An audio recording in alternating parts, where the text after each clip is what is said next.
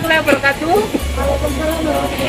Kami para penyuluh DKP 3 Kota Tegal saat ini lagi melakukan demonstrasi cara pembuatan biosaka di Balai Penyuluhan Pertanian Kecamatan Margadana, Kota Tegal. Terdiri dari 3 kelompok ya. Kelompok pertama diketuai oleh Pak Kristanto selaku penyuluh pertanian ahli muda di DKP 3 Kota Tegal. Kelompok kedua diketuai oleh Mbak Dian Ayu Irawati, penyuluh pertanian ahli muda DKP 3 Kota Tegal.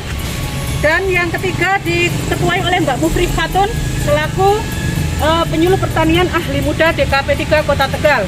Seperti kita ketahui bahwa Biosaka ini merupakan program pemerintah, ini sudah dilaksanakan di Kabupaten Blitar dan hasilnya sangat signifikan sekali bagi tanaman.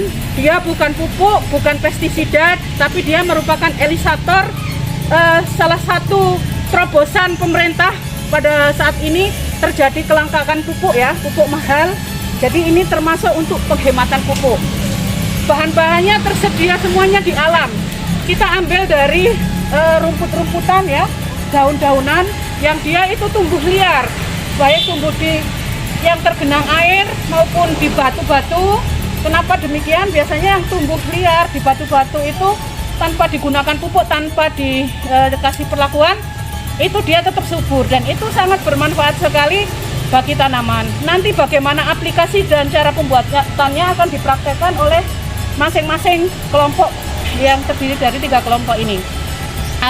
Kami berharap selaku koordinator penyuluh pertanian Kota Tegal, sebelum penyuluh melakukan inovasi, memfasilitasi petani, memberikan penyuluhan dan mengadakan demplot di kelompok tani, setidaknya harus melakukan demplot di Balai Penyuluhan Pertanian masing-masing, karena Balai Penyuluhan Pertanian berfungsi sebagai pusat informasi, punya pusat teknologi bagi para penyuluh dan petani, sehingga nantinya menghasilkan produksi yang maksimal, yang bagus, yang bisa meningkatkan produksi. Itu harapan saya dari koordinator penyuluh pertanian Kota Tegal.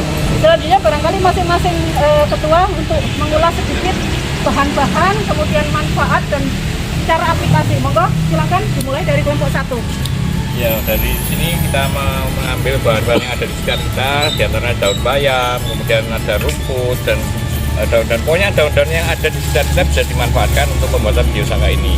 Kemudian nanti langkahnya adalah diambil 5 helai atau beberapa helai dari pucuk daunnya seperti ini, diambil kemudian diremas-remas. Dan diremas-remas, fungsinya untuk diremas itu sampai keluar lendirnya. Nah, itu nanti dicampurkan dengan air. Saya menjelaskan hipnosis terkait dengan biosaka. Terkadang kita heran ya, kenapa gulma itu bisa dijadikan sebagai pengganti pupuk dan pestisida. Ini ada yang perlu digarisbawahi. Kenapa? Biosaka terdiri dari 2 kata. Bio artinya biologis, saka artinya saka alam kembali ke alam. Artinya kita memanfaatkan gulma. Nah, bagaimana prosesnya? Tanaman-tanaman ini mempunyai senyawa erisitol yang fungsinya itu memberikan sinyal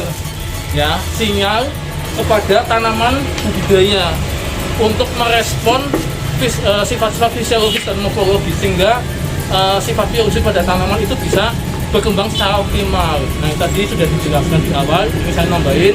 Kemudian bahan yang disiapkan itu minimal 5 jenis gulma yang tumbuhnya liar.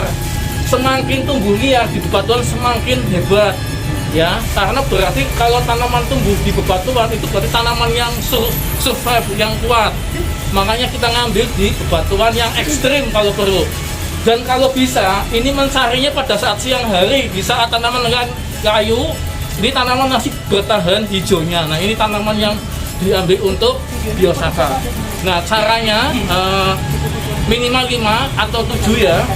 Ini ditaruh di baskom ya, minimal segenggam segini nanti ya, dengan ukuran air 5 liter ya. Ini dipertahankan supaya ada pangkal batangnya. Karena apa? Karena untuk pegangan seperti ini. Ini dikasih air, kemudian tangan kanan meremas. Nah, sebelum meremas berdoa dulu, kalau bisa zikir ya, dan harus ikhlas, tidak boleh ngosok karena ini harus didahului dengan hati yang ikhlas supaya hasilnya juga bagus. Satu kali remas kemudian diaduk. Tujuannya apa diaduk? Supaya larutannya bisa homogen. Nah, lakukan selama 15 sampai 20 menit seperti itu. Dan nanti kalau sudah selesai, nanti kita tes dengan TDS untuk mengetahui larutan atau kepekatannya. Ini alatnya. Minimal TDS itu 300 ppm. Semakin tinggi semakin bagus. Dan larutan homogen ini bisa bertahan sampai 5 tahun. Terima kasih. Sebelum mempraktekkan, jadi memang betul ya, kenapa sih nenek moyang kita pada zaman dahulu ini ada yang bertahan hidup hingga 100 tahun. Tidak sama ya dengan generasi sekarang ini, semakin muda justru umurnya manusia semakin pendek. Karena apa? Kita terkontaminasi dengan banyak sekali bahan kimia ya. Kita sering makan yang instan-instan, kemudian kita minum obat-obatan yang instan-instan lain dengan nenek moyang kita dahulu. Sakit aja mungkin barangkali ngambil daun-daunan ya, daun liana, daun kaca beling, daun apa, bisa dimakan sebagai obat ya, sebagai jamu. Nah ini dengan latar belakang itu, karena makhluk hidup itu sifatnya sebenarnya sudah disediakan ya, obat-obat maupun makanannya dari alam, maka ini yang dari alam ini kita kembalikan ke alam. Kenapa filosofinya kita harus meremasnya tidak boleh pakai alat, pakai tangan ya. Nabi Muhammad sendiri dalam agama Islam menyarankan kalau kita makan lebih baik pakai tangan, tidak pakai sendok. Karena di tangan ini ada suatu zat yang ajaib ya, yang kita tidak tahu itu manfaatnya sangat luar biasa bagi kesehatan kita. Begitu juga ketika nanti kita meremas ini ada apa ya Mas Kuko? Ada enzim-enzim yang ada di tangan ini yang sangat luar biasa, nanti tercampur dalam tanaman yang sifat-sifatnya masih alami. Dia tidak dipupuk, tidak diobat, tumbuh di batu, tumbuh di air, bisa dimanfaatkan untuk tanaman kita.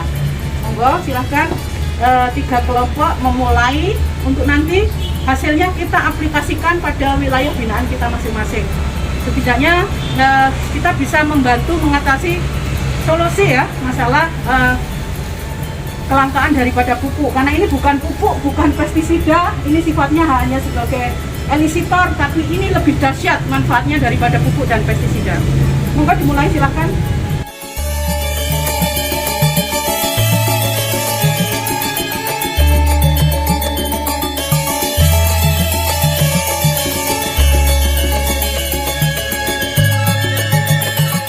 Rumput-rumputan yang diambil itu yang tidak terkena hama penyakit, yang tidak pernah disemprot oleh pestisida, dipilih akaran daunnya yang tegak, yang hijau, yang sehat ya.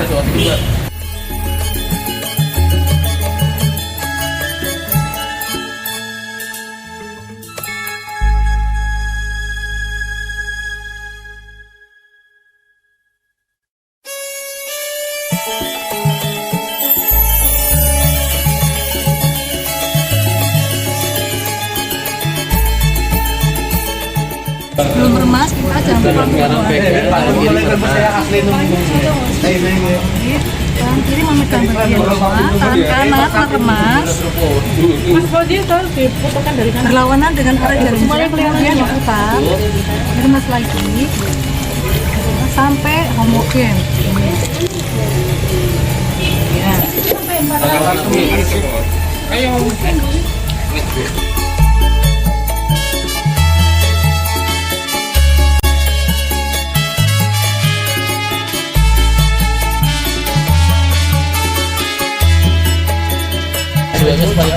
Nah kayak gitu, satu aja puter, satu puter.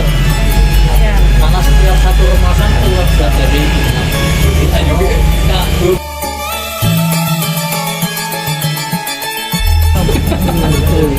kan harus hati ikhlas dan bersih.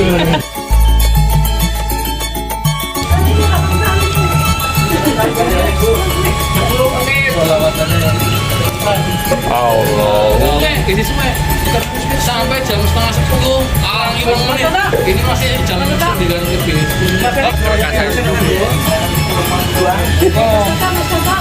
berlawanan arah dari jarum jam. Nah, setiap ember tidak boleh berganti orang.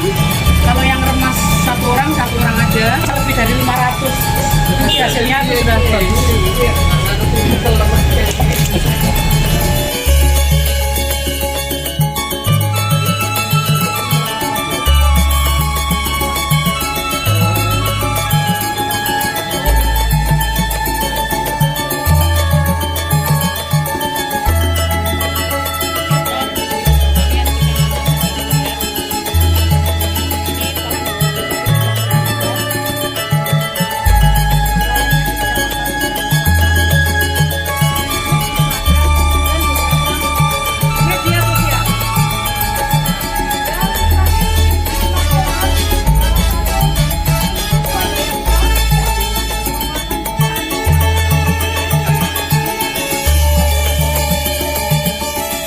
Ukuran dari TDS menunjukkan angka 972. Artinya ini sangat bagus sekali ya, karena sudah melebihi dari 500 ppm. Luar biasa. Mas di 789. Iya, udah bagus itu. Diputus ya, Mas. Kita video lagi. 590. Jadi 595.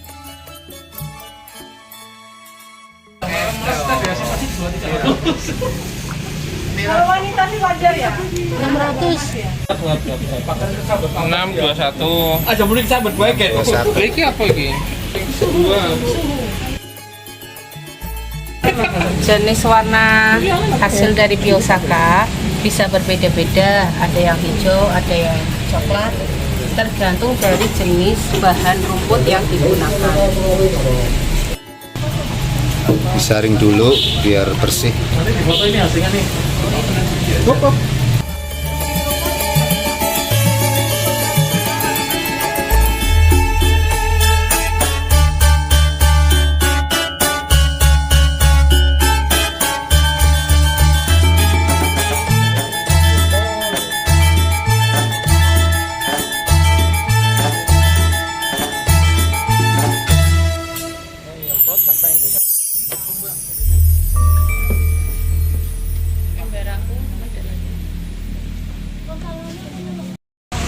Tanaman bunga ini kan tanaman yang kuat yang kita pilih, yang tumbuh-tumbuhnya itu memberikan kesan pada tanaman gede. Ini loh misalnya tanaman yang kuat, artinya menularkan sifat kekuatannya pada tanaman budidaya.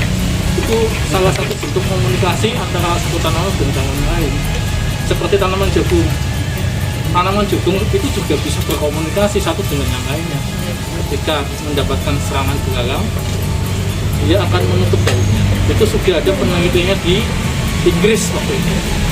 Itu bentuk komunikasi antara tanaman satu dengan tanaman lain. Nah di Biosaka, kalau saya pelajari ya seperti itu.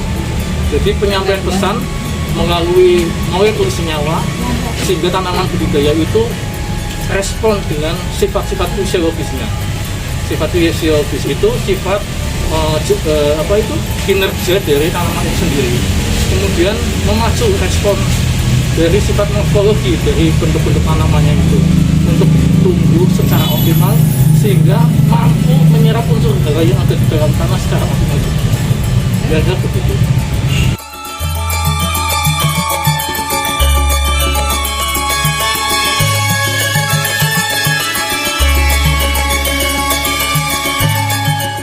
Terima kasih untuk dosis pemakaian aplikasi dari Biosaka. Yang pertama untuk tanaman padi dan jagung itu dosisnya 40 ml dalam satu tangki. Tapi tangkinya dibersihkan dulu dari sisa fungisida, pestisida maupun herbisida. Kemudian untuk tanaman aneka sayuran dan hortikultura dosisnya hanya 30 ml dalam satu tangki. Sedangkan cara untuk penggunaannya itu dengan cara disemprot menggunakan nozzle tabung. Posisi nozzle-nya menghadap ke atas dan pada jarak di atas 1 meter dari atas di atas tanaman gitu. Dan penyemprotannya tidak boleh berulang-ulang, artinya seiring mengikuti arah angin, jangan sampai berlawanan dengan arah angin. itu Bu untuk daerah. Jadi saat ini kami semua para penyuluh di JKP 3 Kota Tegal sudah selesai melaksanakan kegiatan demonstrasi cara pembuatan biosaka. Hasilnya nanti akan kita aplikasikan di lahan sawah maupun tanaman hortikultura sayur-sayuran. Mudah-mudahan upaya dari para penyuluh Kota Tegal ini mendapat ridho dari Allah Subhanahu wa Ta'ala sehingga bisa meningkatkan produksi pertanian di Kota Tegal.